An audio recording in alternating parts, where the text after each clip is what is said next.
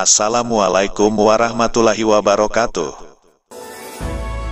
Irena Handono sebagai penceramah Islam yang cukup familiar di kalangan masyarakat. Sebelumnya ia seorang biarawati dan saat ini istiqomah menjadi ustazah. Irena Handono sebelum masuk Islam mencoba mencari kelemahan Islam. Dirinya kala itu ingin membandingkan konsep ketuhanan pada agama Kristen dengan konsep ketuhanan dalam Islam.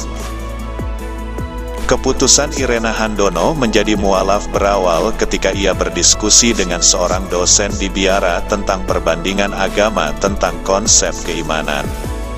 Irena saat itu merasa penasaran yang tinggi kemudian mengusulkan diri untuk mempelajari Islam langsung dari sumbernya, yaitu Al-Quran. Ternyata dosennya mengizinkan Irena mempelajari Islam dari Al-Quran. Dengan perasaan senang, mantan biarawati itu segera ke perpustakaan untuk meminjam Al-Quran tanpa terjemahan. Setelah dibawa pulang, Irena bingung melihat huruf-huruf Al-Quran karena sama sekali tak bisa membacanya. Kemudian, di hari berikutnya Irena memutuskan untuk meminjam Al-Quran yang ada terjemahan. Kemudian pulang ke biara dan malamnya ia baca Al-Quran. Tapi cara baca terbalik, ia buka dari belakang, bukan dari depan, maka ia menjumpai surat Al-Ikhlas. Kata Irena, ini jawaban Allah. Baru baca terjemahan itu saja, saya sudah terkejut, ini yang mutlak benar.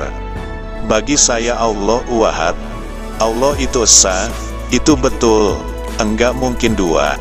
Kalau dua Tuhan itu ciptaan. Irena mengatakan bahwa konsep ketuhanan di Al-Quran itu adalah sempurna dan tak terbantahkan.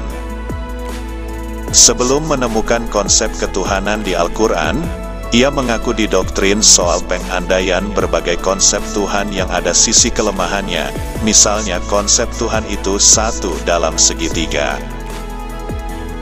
Maka dari itu, ia penasaran bagaimana kalau nanti ada perkembangan ilmu pengetahuan dan teknologi. Maksudnya apakah bisa nanti konsep ketuhanan bisa menjadi segi empat dan artinya Tuhan ada penambahan. Namun, kala itu Irena dilarang untuk menggugat hal dasar seperti itu karena katanya terlarang dalam dogma.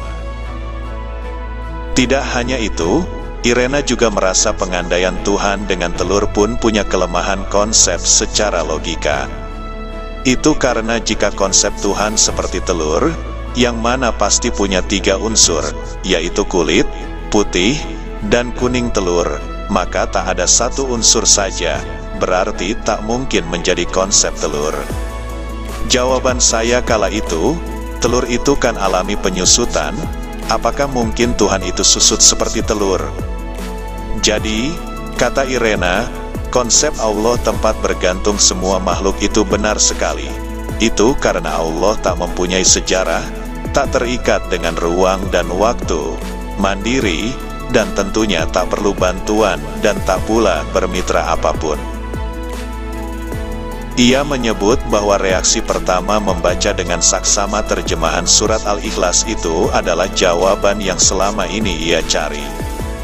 Irena Handono mengatakan hidayah adalah anugerah dari Allah Subhanahu wa Ta'ala dan baginya, itu adalah nikmat luar biasa. Sebab kata dia, ada orang yang sudah diberi hidayah Allah Subhanahu wa Ta'ala, tetapi justru mengabaikan nikmat hidayah itu.